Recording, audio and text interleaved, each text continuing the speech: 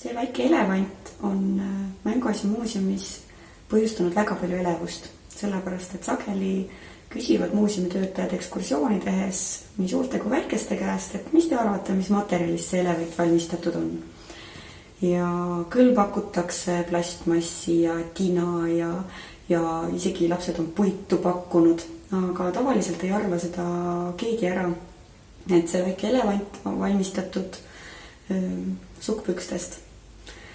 Kunagi 50ndatel tegutses Pärnus selline artell nagu Artell Kodu ja seal oli üks selline väga uuendusmeelne mees, Vladimir Ird, keda oma pere hüüdis onu Volliks ja seesama onu Volli oli tõesti selline, kes kogu aeg mõtles midagi välja. Ja ükskord juhtus onu Vollil nii, et mingisuguse salapärase kokkusattumuse tulemusena onu Volli suutis naiste kapronsukad kuidagi kokku sulatada. Kukkusid nad tal siis käest või juhtus midagi muud, seda enam ei tea, aga onu Volli mõtles välja, et ohoo, kui need kapronsukki on hästi palju, kui sellised katki läinud sukksid kokku koguda ja nad tina mänguasjade vormi valada, siis saaks äkki teha mänguloomi ja hakkaski katseid tegema.